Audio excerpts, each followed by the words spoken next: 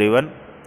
AC सर्किटनी अंदर unit 2 AC series circuit में आज आपणे प्योर केपेसिटर जे छे एने आपणे एक अल्टरनेटिंग सोर्स एटले कि एसी सोर्स साथे जोड़ी अने एना बधा परफॉर्मन्स के केरेक्टरिस्टिक्स केवी छे ए आपणे आजे डिराइव करीशुं।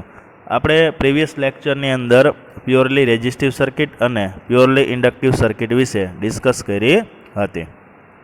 હવે એની અંદર આપણે જ્યારે ઇન્ડક્ટિવ સર્કિટ જે ડિસ્કશન કરતા હતા ત્યારે આપણે એક પાવર જે છે એ ડિરાઈવ કરવો બાકી હતો, તો આજે એ મેળવી લઈએ અને એક એક્ઝામ્પલ જે છે એ આપણે આજે સોલ્વ કરીશું। તો સૌથી પહેલાં હું પ્યોરલી ઇન્ડક્ટિવ સર્કિટ માટે થોડુંક તમને રિવાઇઝ કરાવી દઉં કે તમને એ ત્યાં જે વોલ્ટેજ મળતા હતા, વોલ્ટેજનું જે ઇક્વેશન મળતું હતું એ આવું હતું, V બરાબર VM સાઇન ઓમેગા ટી બરાબર। જ્યારે કરંટ I મળતો હતો એ કેટલો હતો તો કે IM sine omega T minus pi by 2। તમે અહીંયા જોઈ શકો છો બંને ઇક્વેશન, આ છે વોલ્ટેજનું ઇક્વેશન અને આ જે છે અહીંયા IM થી એ છે આપણું કરંટનું ઇક્વેશન। આ બંને ઇક્વેશન ઉપરથી તમને એટલા આઈડિયા આવી ગયો હશે કે આ જે સર્કિટ જે છે પ્યોરલી ઇન્ડક્ટિવ સર્કિટની અંદર એમાં વોલ્ટેજનું જે તમને વેવફોર્મ મળે છે એ આવી રીતે મળે છે। જ્યારે કરંટનું તમારે વેવફોર્મ ડ્રો કરવું હોય તો પહેલાં આપણે ફેઝ ડિફરન્સ ફાઇન્ડ કરવો પડે। તો આ ઇક્વેશનને પહેલાં ધ્યાનમાં લ્યો એટલે ઓમેગા ટી અને અહીંયા શું છે તો કે omega T minus pi by 2। તો બંનેમાં ઓમેગા ટી સેમ છે। જ્યારે માઇનસ પાઈ બાય 2 જે છે એ શું આવે છે ફેઝ ડિફરન્સ, અહીંયા માઇનસની સાઇન છે એટલે આપણે અહીંયાથી ચાલુ કરવું પડશે। જો પ્લસની હોત તો આપણે આ જે વાય એક્સિસ છે બરાબર એની પાછળની સાઈડથી અહીંયાથી ચાલુ કરવું પડે બરાબર। આને લેગિંગ કહેવાય, માઇનસ હોય તો શું કહેવાય લેગિંગ કહેવાય। તો આપણે આવી રીતે વેવફોર્મ ડ્રો કર્યું હતું બરાબર। ચલો આ વોલ્ટેજનું ઇક્વેશન અને આ થઈ ગયું આપણું કરંટનું ઇક્વેશન, બેમાં ફેઝ ડિફરન્સ કેટલો બને છે તો કે પાઈ બાય 2 બરાબર। અને કેવું કહેવાય તો કે લેગિંગ, કરંટ જે છે એ કેવો કહેવાય લેગિંગ કહેવાય, કોનાથી તો કે વોલ્ટેજથી। તો એનો વેક્ટર ડાયાગ્રામ પણ એકવાર ડ્રો કરી દઉં તમને। આ આપણી એક એક્સિસ, આ આપણી વાય એક્સિસ બરાબર। પણ આમાં કરંટ જે છે એ કેટલો છે તો કે 90 ડિગ્રી પાછળ બતાવે છે, એટલે અહીંયા આપણે લખવું પડે 90 ડિગ્રી પાછળ, પણ એને વંચાઈ શું તો કે લેગિંગ પાવર ફેક્ટર વંચાય। શું વંચાય લેગિંગ પાવર ફેક્ટર।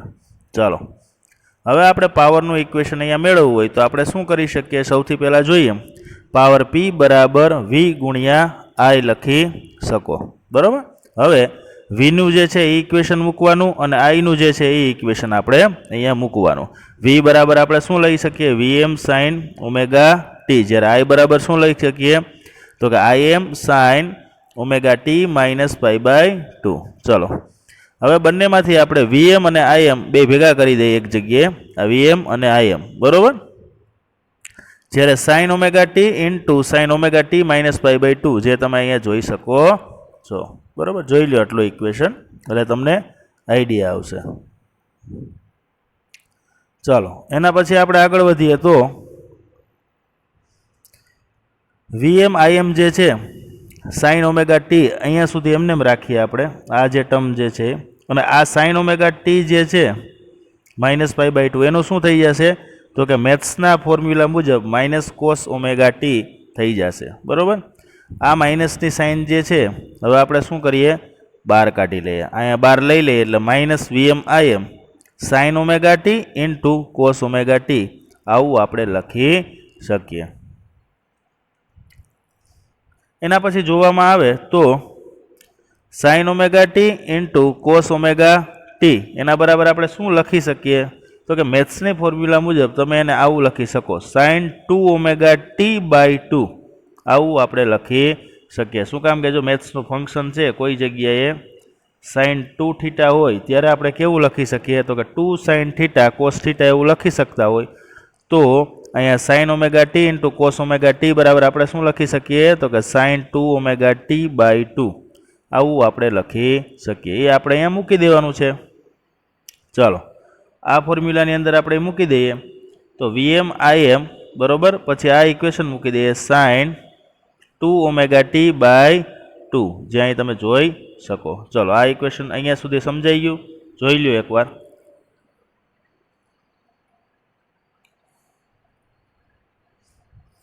હવે આગળ વધીએ તો આખી સાયકલનો પાવર આપણે મેળવવો હોય, આખી સાયકલનો પાવર આપણે મેળવવો હોય તો શું કરવાનું હોય? તો કે પાવર p બરાબર 0 થી 2π ઇન્ટિગ્રેશન લેવું પડે। આવી રીતે આખી સાયકલ હોય, આખી સાયકલ આ કેવા છે, એનો પાવર 0 થી લઈ અને આ 2π હશે તો આપણે ઇન્ટિગ્રેશન લેવાનું 0 થી 2π minus Vm/2 sin 2ωt into dt। આ જે ઇક્વેશન પ્રીવિયસ ઇક્વેશન જે છે એમને આપણે એનું ઇન્ટિગ્રેશન લેવાનું છે, પણ ખાલી ચેન્જ શું થશે? લિમિટ 0 થી 2π। ચલો Vm/2 કોન્સ્ટન્ટ છે એટલે એને બહાર કાઢી લીધા આપણે। હવે અંદર શું વધ્યું? તો કે 0 થી 2π અને sin 2ωt એમને આપણે અહીંયા વધે છે। ચલો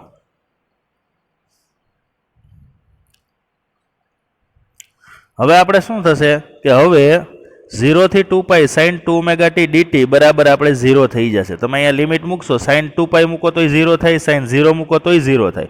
તો આ આખું પદ જે છે એ તમારે કેવું મળે છે? તો કે 0 મળે છે। જો આ 0 મળતું હોય તો 0 ગુણ્યા આ તમે કરશો એટલે કેટલા આવશે? 0 જ આવશે। માટે એવું કહી શકાય કે પાવર જે મળે છે એ કેવો મળે છે?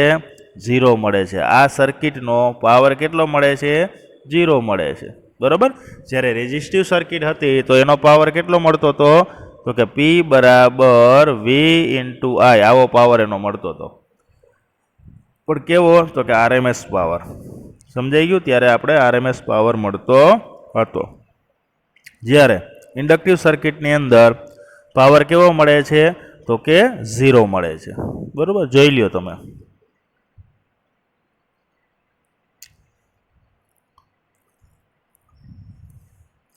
સમજાઈ ગયો છે આટલું? એટલે આ સર્કિટ માટેનો પાવર જે મળે છે કેવો મળે છે? 0 મળે છે। હવે હું તમને આ ટોપિકની અંદર આગળ વધીએ તો પાવર વેવ જોતા માલુમ પડે છે કે પોઝિટિવ હાફ જેટલો એરિયા નેગેટિવ હાફનો છે। આ દર્શાવે છે કે એવરેજ પાવર કેવો મળે છે? તો કે 0 મળે છે। આમ ઇન્ડક્ટર L ને જ્યારે વોલ્ટેજ V આપવામાં આવે છે ત્યારે વોલ્ટેજ કરતાં કરંટ કેટલો હોય છે? તો કે 90 ડિગ્રી કેવો હોય છે? પાછળ હોય છે, બરોબર। એટલે કે પાવર કેવો મળે છે? તો કે 0 મળે છે। પણ આ ઇક્વેશન યાદ રાખવા ખૂબ જ જરૂરી છે। આનો કરંટ કેટલો હશે? કોઈ કહે કે ઇન્ડક્ટિવ સર્કિટનો કરંટ કેટલો હશે? તો કે I બરાબર ઓહમના નિયમ મુજબ V/XL, બરોબર। રેઝિસ્ટર હોત તો અહીંયા XL ની જગ્યાએ R આવી જાત। સમજાઈ ગયું આખી વસ્તુ? એ આપણે ઇક્વેશન રેઝિસ્ટિવ સર્કિટમાં જોયું હતું। અને XL બરાબર તમે શું લઈ શકો? XL બરાબર આપણે ωL લઈ શકીએ, બરોબર। અને ઓમેગા બરાબર શું લઈ શકીએ? તો કે 2πf આપણે લઈ શકીએ, બરોબર। સમજાઈ ગયું આખું? ચાલો, તો આ થઈ ગઈ પ્યોરલી ઇન્ડક્ટિવ સર્કિટ। ફટાફટ એકવાર રિવાઇઝ કરાવી દો કે પ્યોરલી ઇન્ડક્ટિવ સર્કિટ હશે એની અંદર સર્કિટ ડાયાગ્રામ ડ્રો કરવાનો કહેશે તો કેવો આવશે? તો કે આ આપણે એસી સોર્સ હશે અને અહીંયા ઇન્ડક્ટર આ રીતે જોડી દેવાનું, એટલે આ થઈ ગયો સર્કિટ ડાયાગ્રામ। ચલો રેડી? પછી એમ કે વેવ ફોર્મ ડાયાગ્રામ ડ્રો કરો તો વેવ ફોર્મ માટે આવી રીતે આવશે। વોલ્ટેજ અને કરંટના ઇક્વેશન મેળવવા પડે હો, પહેલાં યાદ રાખવાનું। આ થઈ ગયું વોલ્ટેજ ને આ π/2 ડિગ્રી પાછળ હોય એટલે અહીંયાથી આપણે આમ ડ્રો કરવું પડે, કેમ કે અહીંયા જ π/2 આવશે ને।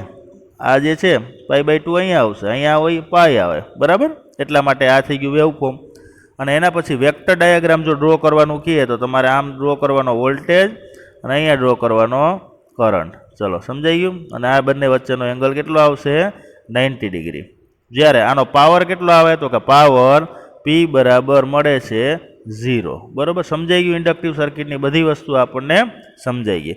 કરંટ મેળવવાનો કહે તો કરંટ કઈ રીતે મેળવી શકાય? તો કે I બરાબર V/XL આ રીતે તમને કરંટ મેળવી શકો, બરોબર। XL કઈ રીતે મેળવાય? તો કે ωL હોય એના ઉપરથી આપણે XL મેળવી શકીએ। ચલો હવે એક એક્ઝામ્પલ લઈ લઈએ આપણે।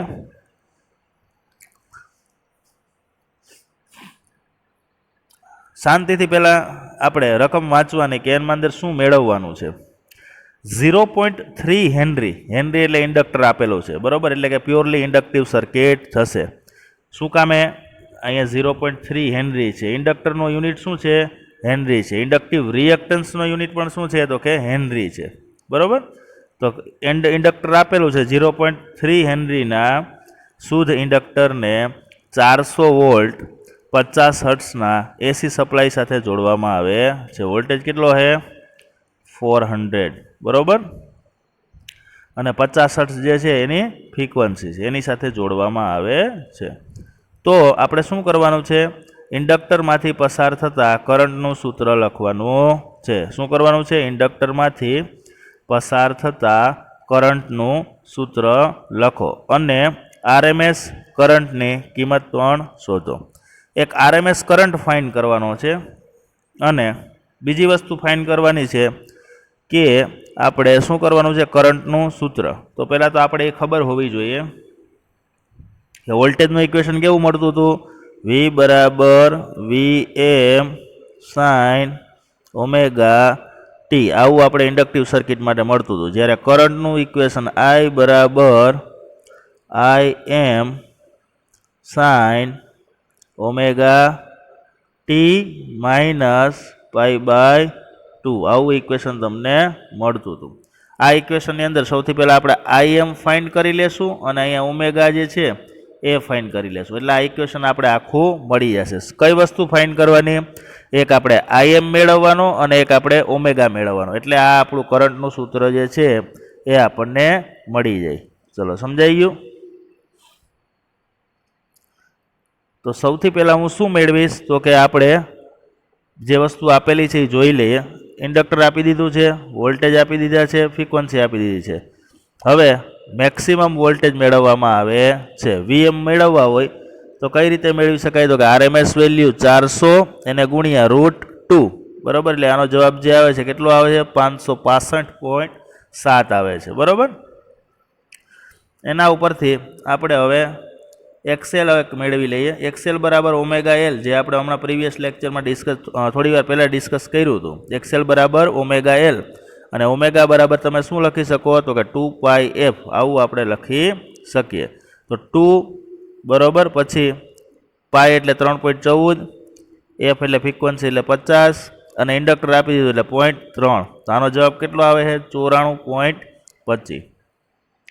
તો આ રીતે તમને એક્સેલ પણ મળી ગયું. પહેલાં આપણે શું મેળવ્યું? વોલ્ટેજ મેળવ્યા, મેક્સિમમ વોલ્ટેજ. પછી આપણે મેળવ્યું ઇન્ડક્ટિવ રિએક્ટન્સ XL, બરોબર. હવે આપણે આપણા કરંટના સૂત્ર મેળવવા માટે આપણે IM ની જરૂર છે, બરોબર. એટલા માટે આ બે વસ્તુ આપણે મેળવવી પડી. ચલો, IM બરાબર શું થશે? ઓહમના નિયમ મુજબ IM બરાબર VM/R આવે, પણ આપણે R સર્કિટ તો છે નહીં, એટલા માટે આપણે અહીં લેવું પડે XL, ઇન્ડક્ટિવ સર્કિટ છે એટલે. VM બરાબર તમે શું લખી શકો? VM બરાબર 565.7 ડિવાઇડેડ બાય 94.25 બરાબર શું આવે?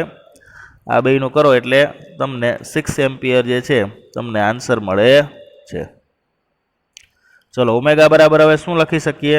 તો 6 એમ્પિયર તમને મળી ગયા. મેક્સિમમ જે કરંટ તમને મળી ગયો. ઓમેગા બરાબર શું તમને મળે? 2πf, 2 ના 2, પાઈ ના પાઈ, ફ્રીક્વન્સી 50, જવાબ આવે 314.2. તો હવે આપણે ઇક્વેશન લખીએ કરંટનું, તો શું મળશે? I બરાબર IM sine omega T minus π/2, જ્યાં IM બરાબર તો કે 6 એમ્પિયર, ઓમેગા બરાબર 314.2 માઇનસ π/2, જે આપણે ઓમેગાની વેલ્યુ આપણે અહીંયા મૂકી દીધી છે. તો આપણે આ સમીકરણ આપણું મળી ગયું છે. હવે આપણે કરંટની આરએમએસ વેલ્યુ મેળવીએ. કોઈ પણની આરએમએસ વેલ્યુ એટલે આપણે કઈ રીતે મેળવી શકીએ? આરએમએસ વેલ્યુ માટે આપણે કરંટની આરએમએસ વેલ્યુ જોતી હોય આ કરંટની, તો આપણે આમ લખી શકીએ IM/√2, આવું આપણે લખી શકીએ. અથવા તો તમે 0.707 ગુણ્યા IM આવું પણ લખી શકો, પણ આપણે આ રાખીએ, બરાબર, IM/√2. હવે IM ની વેલ્યુ કેટલી છે એ આપણે મેળવવી પડે. IM બરાબર તમને મળી ગયું છે પહેલાથી મેક્સિમમ વેલ્યુ 6 એમ્પિયર, તો આપણે એ રાખ્યો √2 ના √2, 6 ડિવાઇડેડ બાય √2 કરો એટલે 4.24 એમ્પિયર તમને આન્સર મળે છે. તો આ રીતે તમને કરંટની આરએમએસ વેલ્યુ મળી ગઈ અને આપણે કરંટનું સૂત્ર પણ મળી ગયું, બરાબર. ઇક્વેશન ખાસ યાદ રાખવા જરૂરી છે, બરાબર. હવે આપણે એના પછી નેક્સ્ટ જે છે એ ટોપિક ડિસ્કશન કરીશું એસી થ્રુ પ્યોર કેપેસિટર. આ સર્કિટની અંદર આપણે શું કરવાનું છે કે હવે પ્યોરલી એક કેપેસિટર લેવાનું છે અને આ કેપેસિટરને આપણે જેમ પ્રીવિયસ લેક્ચરમાં રેઝિસ્ટર અને ઇન્ડક્ટરને વોલ્ટેજ સોર્સ સાથે જોડ્યા હતા એ જ રીતે આપણે અહીંયા જોડવાનો રહેશે. બરાબર. સૌથી પહેલાં આપણે ફિગર જોઈ લઈએ, પછી આપણે ડિસ્કશન કરીશું. આ ફિગરની અંદર તમે જોઈ શકો છો કે એક અલ્ટરનેટિંગ સોર્સ આપેલો છે. આ સોર્સ જે છે એને મેં કોની સાથે જોડેલો છે તો કે આપણે કેપેસિટર સાથે જોડી દેવાનો છે. જેવો હું વોલ્ટેજ સોર્સ આપીશ એટલે અહીંયાથી કરંટ જે છે એ ફ્લો થવાનું સ્ટાર્ટ થશે. આ સર્કિટની અંદર માત્ર ને માત્ર કેપેસિટર જ છે એટલે આ સર્કિટને શું કહેવાય? Purely capacitive circuit. આ જે ડાયાગ્રામ તમે જોઈ શકો બરાબર એને કહેવાય સર્કિટ ડાયાગ્રામ. ચાલો આટલું સમજાઈ ગયું હશે. હવે આગળ આપણે વધીએ તો એના વેવફોર્મ જોવાના છે. વેવફોર્મ આપણે ત્યારે જ ખબર પડે કે જ્યારે તમે વોલ્ટેજનું ઇક્વેશન મેળવો અને એના પછી તમે કરંટનું ઇક્વેશન મેળવો. આ બેય જો ઇક્વેશન તમને હોય તો જ તમે વેવફોર્મ ડ્રો કરી શકો. એ સિવાય વેવફોર્મ ડ્રો કરી શકો નહીં. શું કામ કે આપણે હંમેશા ઓમેગા ટીની સાથે કઈ ક્વોન્ટિટી છે એટલે કે ફેઝ કેટલો ક્રિએટ થાય છે એ આપણે જોવાનો હોય છે. આમાંથી આપણે પહેલેથી સમજી લઈએ કે આમાં ફેઝ જે છે આપણે મેળવીશું. નો ડાઉટ આપણે કરંટનું ઇક્વેશન જે છે પહેલાં મેળવવું પડશે. વોલ્ટેજ તો ફિક્સ જ છે કે V બરાબર VM sin ઓમેગા ટી, પણ કરંટનું આપણે ખબર છે નહીં. આ કરંટનું ઇક્વેશન પણ આપણે મેળવીશું બરાબર. પણ એ પહેલાં હું તમને સમજાવી દઉં કે આપણે અહીંયા જે ફેઝ ડિફરન્સ ક્રિએટ થાય છે આ બંને ઇક્વેશનને તમે કમ્પેરિઝન કરો તો તમને ખબર પડશે કે અહીંયા જે ફેઝ ડિફરન્સ મળે છે π/2 જેટલો મળે છે. બટ અહીંયા સાઇન કેવી છે તો કે પ્લસની સાઇન જોવા મળે છે. અહીંયા સાઇન કેવી મળે તમને તો કે પ્લસની સાઇન જોવા મળે છે. એટલે એનો મતલબ એવો થશે કે વેવફોર્મ જે મારું આવશે એ કઈ રીતે આવશે? જો અહીંયા છે એ રીતે જ આપણે ડ્રો કરવાનું છે, પણ તમને ડિટેલમાં હું ડ્રો કરીને સમજાવું તો વધારે સમજાય. આવી રીતે વોલ્ટેજનું ઇક્વેશન ડ્રો થઈ ગયું. ચલો હવે મારે π/2 આગળથી શરૂઆત કરવી પડશે એટલે કે અહીંયાથી બરાબર. ચાલો આ રીતે તમે વેવફોર્મ ડ્રો કરી શકો. થઈ ગયું? આના જેવું જ થઈ ગયું, પણ અહીંયાથી આપણે શું કર્યું છે? કાઢી નાખ્યું છે. પણ આ તમે ડ્રો કરો તો પણ ચાલે. આપણે જે ફિગરમાં જોશો આ ફિગરમાં એમાં આ સાઈડનો પોર્શન ડ્રો કરેલો નથી, પણ હું ડ્રો કરી નાખું. સમજાઈ ગયું તમને? એટલે π/2 જેટલું આગળથી શરૂઆત કરે છે. તો તમને એક બીજો ક્વેશ્ચન એવો થાય કે આ વેવફોર્મ અહીંયાથી જ પાસ થવું જોઈએ. શું કામ કે અહીંયા જ π/2 હોય ને, એટલા માટે અહીંયાથી પાસ થવું જોઈએ. સિમિલરલી અહીંયાથી પાસ થવું જોઈએ, π/2 અહીંયા હોય એટલે. સમજાઈ ગયું આખી વસ્તુ? તો એના પછી આપણે વેક્ટર ડાયાગ્રામ જોઈએ. તો વેક્ટર ડાયાગ્રામ જે છે અહીંયા વોલ્ટેજ કરતાં કરંટ જે છે એ કેટલો આગળ છે તો કે 90 ડિગ્રી જેટલો આગળ છે. આગળ હોય એને લીડિંગ કહેવાય. શું કહેવાય? લીડિંગ. હું એ તમને લખી દઉં, લીડિંગ બરાબર. અને જો પાછળ હોય તો શું કહેવાય? લેગિંગ. ચલો સમજાઈ ગયું? આ રીતે તમે કરી શકો, લેગિંગ અને leading.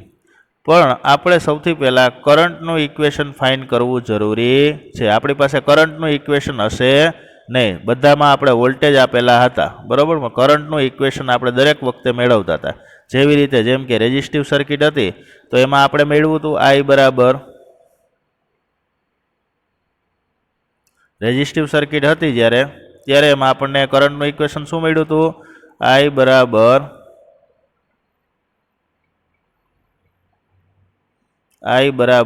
Im sin omega T આવું મળ્યું હતું.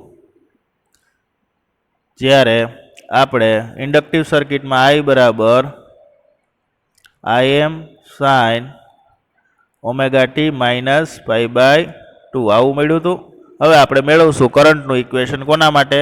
કેપેસિટિવ સર્કિટ માટે. ચાલો હવે ધારો કે સી ફેરેડેના કેપેસિટરને એસી સપ્લાય સાથે જોડવામાં આવે છે. તમે ફિગરમાં જોયું રીતે એક સી કેપેસિટર જે છે એને સપ્લાય આપવામાં આવે છે. હવે શું થશે? એની પોઝિટિવ હાફ સાયકલ હશે, આ રીતે સાયકલ હશે, આ પોઝિટિવ સાયકલ અને અહીંયા નેગેટિવ સાયકલ બરાબર. આ પોઝિટિવ અને આ હશે નેગેટિવ. પોઝિટિવ હાફ સાયકલમાં કેપેસિટરની પ્લેટ જે છે એક દિશામાં ચાર્જ થાય છે અને નેગેટિવ હાફ સાયકલની અંદર પ્લેટ વિરુદ્ધ દિશામાં ચાર્જ થાય છે, બરોબર. બે દિશાની અંદર જે પ્લેટ જે છે કેપેસિટરની એ શું થતું હશે તો કે ચાર્જ થતી હશે. હવે ધારો કે V બરાબર કોઈ પણ સમયે કેપેસિટન્સની પ્લેટો વચ્ચેની પોટેન્શિયલ ડિફરન્સ છે, બરોબર. અને Q જે છે એ તમે ભણી ગયા છો, ચાર્જ કહેવાય. શું કહેવાય? પ્લેટ પરનો ચાર્જ. V એટલે સપ્લાય વોલ્ટેજ અને Q એટલે તે વખતનો ચાર્જ. ચલો હવે આપણે આગળ વધીએ તો આ ઇક્વેશન કેપેસિટર માટે તમારી માટે જાણીતું છે, Q બરાબર CV, જે તમે DCCમાં ભણી ગયા હશો. હવે આગળ વધીએ તો Q બરાબર C અને V બરાબર આપણે શું લખી શકીએ તો કે Vm sin ઓમેગા t. શું કામે કે સપ્લાય વોલ્ટેજ જે છે એ આપણે આપેલો છે. એના પછી આપણે આગળ વધીએ તો હવે ચાર્જના વહેવાનો દર એને કરંટ કહેવામાં આવે છે. પહેલો લેક્ચર આપણે જે છે આખા કરંટ ઉપર ડિસ્કશન કર્યો હતો કે કરંટ એટલે શું તો કે કરંટ એટલે I બરાબર dq બાય dt તમે લઈ લ્યો તો એને શું કહેવામાં આવે છે? કરંટ કહેવામાં આવે છે. હવે અહીંયા શું કરું છું, d બાય dt બહાર કાઢી લઉં અને q જે છે અહીંયા q આપેલો છે એના બરાબર હું શું મૂકી દઉં તો કે આ ઉપરનું જે ઇક્વેશન જે છે તમને મળે છે, q બરાબર CVm sin ઓમેગા t હું ત્યાં પ્લેસ કરી દઉં તો d બાય dt બરોબર અને q બરાબર શું લખી શકીએ? CVm sin omega t. આવું આપણે લખી શકીએ. હવે જ્યારે c ને કોમન કાઢી લ્યો બહાર, e અને vm જે કોન્સ્ટન્ટ છે એટલા માટે c અને vm ને અહીંયા બહાર કાઢી લીધા. sin ઓમેગા t નું થશે, તમે એનું ડિફરન્શિએશન લેશો એટલે sin ઓમેગા t નું થાય cos ઓમેગા t અને ઓમેગા t નું પાછું થશે એટલે ઓમેગા. એટલે આ રીતે તમને મળી શકે CVm cos omega t into omega, બરોબર. ચાલો હવે આપણે શું કરવાનું છે, Vm એમને એમ રાખ્યા અને આ જે છે આ Vm ને અહીંયા આપણે એમ જ રાખ્યા છે. જ્યારે આ ઓમેગા અને આ C એને Vm ની નીચે લઈ લઈએ આપણે. Vm ને નીચે લઈ લ્યો એટલે 1/ωc થશે. આ ખાસ યાદ રાખજો. ડાયરેક્ટ કોઈ પદ નીચે આવતું નથી, પણ તમે એને 1/ωc કહી શકો. અને કોસ જે છે કોસના કોસ એમને એમ રહેશે, કોસ ઓમેગા t, બરાબર. ચલો તો I બરાબર Vm ડિવાઇડેડ બાય 1/ωc અને કોસ ઓમેગા t નું થશે, કોસ ઓમેગા t નું આપણે શું કરવાનું છે, ફોર્મ્યુલા મૂકી છે sin omega t plus pi by 2. આવું તમે લખી શકો. તો sin omega t plus pi by 2 તમે જોઈ શકો. હવે અહીંયા આપણે 1/ωc બરાબર શું લઈ શકીએ, જે જગ્યાએ 1/ωc આપેલું છે એને તમે XC કહી શકો. શું કહી શકો? XC that means capacitive reactance. હજી યાદ રાખજો, XC that means capacitive reactance. પણ જો આવી રીતે હોય તો XL હોય તો શું આવે? અહીંયા કેપેસિટિવની જગ્યાએ આવે ઇન્ડક્ટિવ રિએક્ટન્સ. શું આવે? Inductive reactance. અહીંયા તમે લખી શકો કેપેસિટિવની જગ્યાએ ઇન્ડક્ટર હોય તો. પણ અહીંયા C છે એટલે આપણે શું લખી શકીએ? Capacitive reactance. એટલે XC એ વેલ્યુ આપણે મૂકવાની થશે.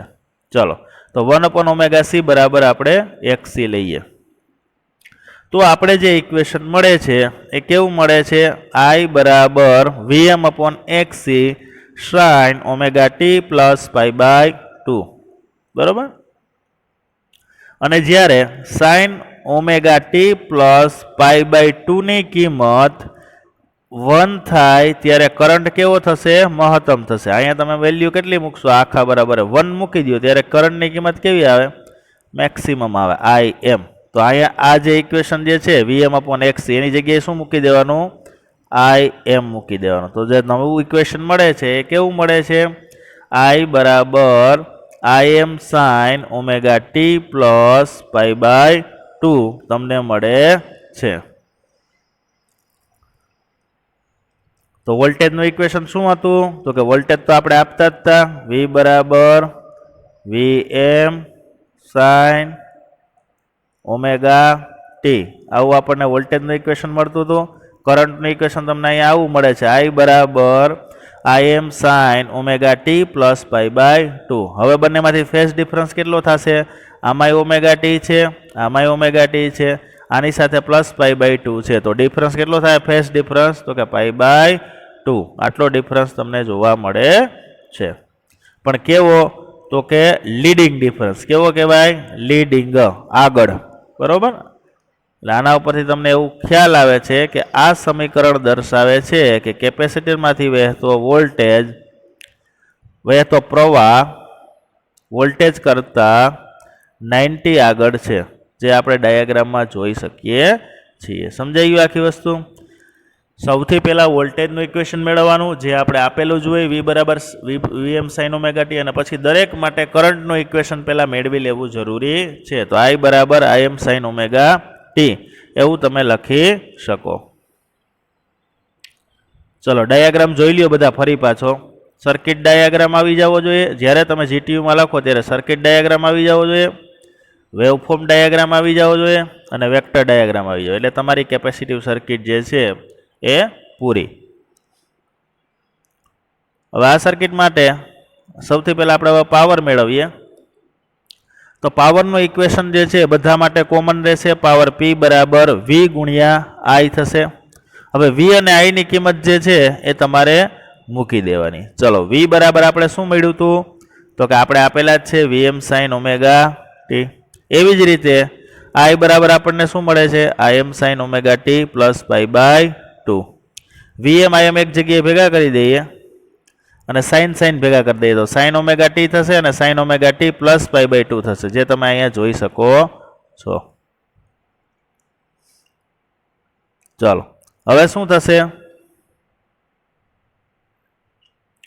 કે અહીંયા આ જે sin omega T plus pi by 2 છે એનું શું થઈ જશે? તો કે cos ઓમેગા ટી થઈ જશે, જે તમે અહીં ફિગરમાં જોઈ શકો, અહીંયા તમે સ્લાઇડ ઉપર જોઈ શકો છો. Vm Im sin omega T અને sin omega T plus pi by 2 નું થશે cos ઓમેગા ટી. બરોબર? તો હવે તમને જે ઇક્વેશન મળે છે Vm Im by 2 sin 2 omega T, આ જે છે આખા બરાબર આપણે કેવું લખી શકીએ? આટલા બરાબર. તો કે sin 2 ઓમેગા ટી બાય 2 આવું લખી શકીએ. મેથેમેટિકલી તમે ફોર્મ્યુલા દ્વારા લખી શકો. sin omega T into cos omega T નું આપણે શું લખી શકીએ? તો કે sin 2 ઓમેગા ટી બાય 2 આવું આપણે લખી શકીએ. બરોબર? આમ જોવા જઈએ તો આખી સાયકલનો પાવર હવે મેળવવો હોય તો ઇન્ટિગ્રેશન 0 થી 2 પાઈ લેવું પડે, અને આ આખી ટર્મ અહીંયા મૂકી દઈએ આપણે અહીંયા. બરોબર? તો આનું આખું તમે 0 થી 2 પાઈ લેશો ને તો એ તમને 0 મળે છે. શું મળે છે? 0 મળે છે. યાદ રાખજો. તો પાવર કેવો આવે છે?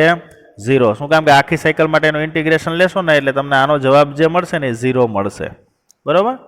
તો એવું કહી શકાય કે પ્યોરલી કેપેસિટિવ સર્કિટનો પાવર પણ કેવો મળે છે? 0 મળે છે. ઇન્ડક્ટિવ સર્કિટનો પાવર કેવો મળે છે? 0 મળે છે. જ્યારે રેઝિસ્ટિવ સર્કિટ એક એવી સર્કિટ છે કે એનો પાવર માત્ર P બરાબર VRMS ઇન્ટુ IRMS મળે છે. કોનો?